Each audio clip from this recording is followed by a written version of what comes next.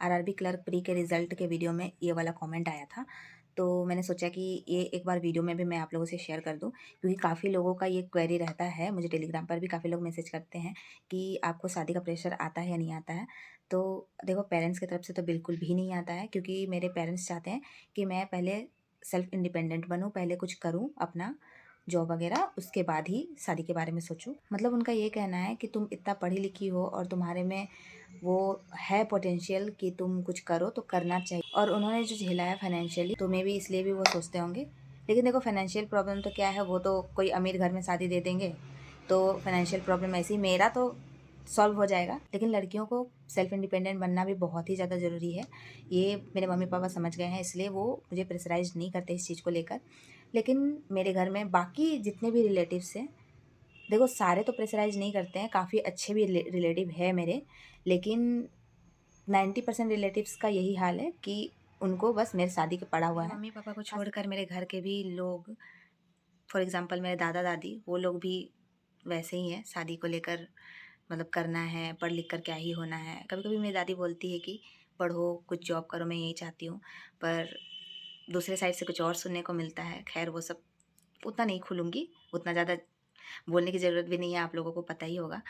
मतलब सबके घर में थोड़ा बहुत तो होता ही है, तो पता ही होगा। तो इस तरह का होते रहता है। और देखो, वो इसलिए भी ऐसा सोचते होंगे क्योंकि मेरी कज़न मेरे से छोटी है और उसका शादी काफ़ी पहले ही हो गया था, और उसके 2 बच्चे भी हैं। तो मे बी उनको लगता है कि जब छोटी वाले का हो गया है तो बड़ी वाले का भी हो जाना चाहिए।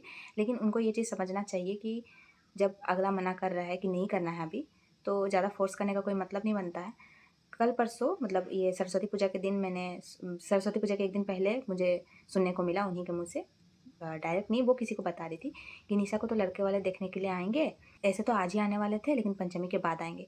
मतलब मुझे पता नहीं है, मेरे पेरेंट्स को पता नहीं है कि मुझे लड़के वाले देखने के लिए आएँगे, और उनको पता है कि मुझे लड़के वाले देखने आएँगे। और अगला इतना निर्लज्ज है कि हमारे घर में बताए भी नहीं आ जाएँगे।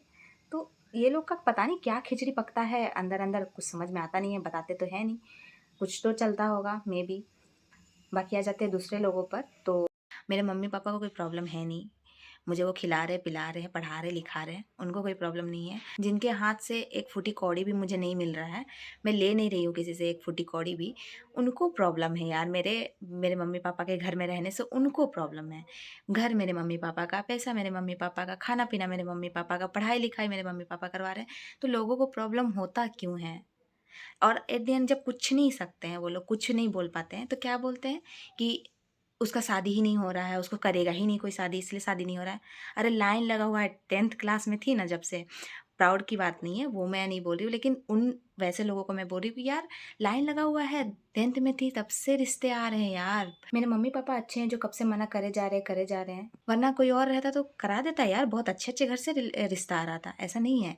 लेकिन लोग जब मेरे में कमी निकालते-निकालते वो लोग थक जाते हैं, तो लास्ट में चले जाते हैं मेरे पेरेंट्स पर कि वो शादी नहीं करवा रहे हैं, कि वो मुझे घर पर रखे हैं, बड़ी बेटी को घर पे रखना नहीं चाहिए, ये वो। और मैं प्रॉपर गाँव से हूँ, तो ये सब तो बहुत ही ज़्यादा नॉर्मल है। लेकिन अब बहुत टाइम चेंज हो गया है यार, अब तो माइंडसेट चेंज करना चाहिए लोगों को। समय के साथ-साथ सबको चेंज करना चाहिए अपना माइंडसेट। और यार देखो, लोगों का काम ही है बोलना, उनका हज़म नहीं होता है। वो जो खाना खाते हैं ना, उसको हज़म करने के लिए उनको बोलना ज़रूरी है। जैसे हम लोग खाना खाते हैं तो कुछ काम-वाम कर लेते हैं, थोड़ा बहुत टहल लेते हैं, हम लोग का हज़म हो जाता है ना, उनका नहीं होता है। उनका स्पेशल मेडिसिन है वो, कि जब तक वो किसी का चुगली, किसी को नीचा नहीं गिराएँगे, किसी को लेकर बोलेंगे नहीं, तो फिर हज़म होगा कैसे? आप भी समझो यार, आपको समझना होगा वो चीज़ तो। सॉरी, मुझे ना मतलब जब मैं उनके बारे में बात करती हूँ ना, मैं उनका फेस मुझे इमेजिन हो रहा है, जो-जो लोग बोलते हैं ना, उनका फेस मुझे इमेजिन हो रहा है। तो लग रहा है कि मैं कैमरा में उन्हीं को बोल रही हूँ, ऐसा लगता है। थोड़ा ज़्यादा ही बोल दिया लग रहा है, पर देखो, उनको भी हज़म करने दो। बोलने वाला का क्या है, बोलता रहता है। जब मैं पढ़ने के लिए बाहर गई, तो बोले कि लड़की को बाहर भेज रही हो, ये हो जाएगा, वो हो जाएगा, लड़की को मत भेजो बाहर। लड़की बाहर जाके, मतलब इतना गंदा-गंदा वर्ड भी यूज़ कर रहे थे ना कि मैं अभी ऑन कैमरा बता भी नहीं सकती हूँ आपको। ऐसे-ऐसे वर्ड यूज़ कर रहे हैं। थैंक गॉड कि मैंने बाहर जाकर रिज़ल्ट दिया। अगर मान लो मैं किसी कारणवश, अगर मेरा कम मार्क्स आ जाता, या किसी कारणवश फर्स्ट डिवीज़न से सेकंड डिवीज़न भी आ जाता, तो यही बोलते कि देखा, बेटी अय्याशी कर रही थी बाहर जाकर, बेटी घूम रही थी बाहर जाकर, बेटी तुम्हारा पैसा उड़ा रही थी बाहर जाकर। यहाँ तक कि लोग इतना भी बोल रहे थे कि बाप का पैसा उड़ाने के लिए गई है, बाप का पैसा बर्बाद करने के लिए गई है। समझ रहे हो यार? अभी तक मैं बस पढ़ ही रही हूँ। किसी को उतना कुछ ख़ास पता नहीं है कि क्या चीज़ का प्रिपरेशन कर रही हूँ, क्या कर रही हूँ, पर प्रिपरेशन कर रही हूँ इतना पता है। तो अभी तक मैं पढ़ ही रही हूँ। लड़की का कब जॉब हुआ है, हम लोगों का कब जॉब हुआ है, जनरल का कब जॉब हुआ है।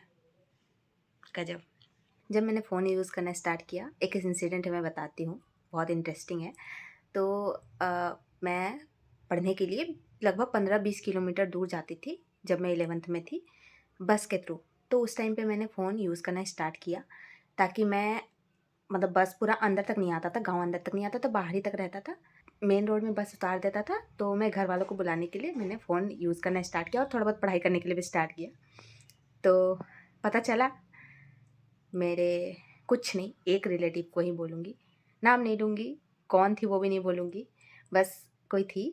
तो उसको पता चल गया कि मैं फ़ोन यूज़ करती हूँ, फ़ोन लेकर जाती हूँ, आती हूँ। तो मेरे एक स्कूल टीचर जब घर आए, कुछ काम से आए थे घर, तो उसको वो औरत बोल रही है, तो वो सर को बोलती है कि जानू, छोड़ो बंगला में नहीं बोलती, फिर काफ़ी लोगों को समझ में नहीं आएगा।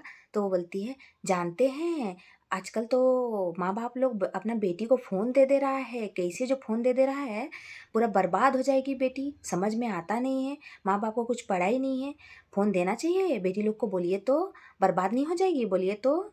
मतलब लड़की को फ़ोन दोगे तो बर्बाद हो जाएगी, तुम लड़कों को दो, अपने बेटे को दो, कोई प्रॉब्लम नहीं है, लेकिन लड़कियों को दोगी तो बर्बाद हो जाओगी। मतलब इस तरह का मेंटालिटी है यार। और वो ये भी बोल रही थी कि मैं तो अपने बेटी को कभी भी फ़ोन नहीं दूंगी बाबा, वो बर्बाद हो जाएंगे, मैं तो नहीं दूंगी। आज तो उनकी बेटियां भी यूज़ कर रही हैं। तो इसीलिए कभी किसी को बोलने से पहले सोच लो कि मेरे भी घर में कोई है, मेरे भी घर में बेटी है, वो चीज़ मेरे ऊपर भी आ सकता है, तो बिल्कुल भी नहीं बोलना चाहिए किसी को। सबका अपना अपना पर्सपेक्टिव होता है, मेरे पेरेंट्स का पर्सपेक्टिव अलग है, तुम्हारा अलग है, तुम अपने बच्चों पर थोपो अपना पर्सपेक्टिव, मेरे पेरेंट्स को थोपने दो मेरे ऊपर। 90% बर्बाद है पूरा। उनका थिंकिंग ही इतना तुच्छ हो चुका है कि कल को अगर मैं जॉब भी करूँगी तो यही बोलेंगे कि अगर मैं जॉब करूँगी, अगर मैं चाहूँगी कि मैं अपने फैमिली को अच्छा लाइफ दूँ, अच्छा करूँ, तो बेटी का पैसा खा रहे हो, यहाँ वहाँ बोलते फिरेंगे, अरे बेटी का पैसा खा रहा है, बेटी का पैसा में उड़ रहा है, बेटी का पैसा में पल रहा है। क्यों नहीं पलेगा भाई, बेटी को पढ़ाया है ना बेटी को।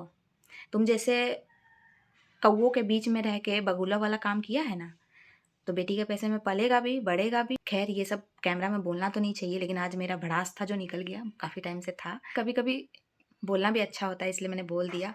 जो भड़ास था वो निकल गया, अच्छा लग रहा है, अभी बहुत अच्छा फील हो रहा है। अब मैं पढ़ाई करूँगी बहुत ही सुकून से।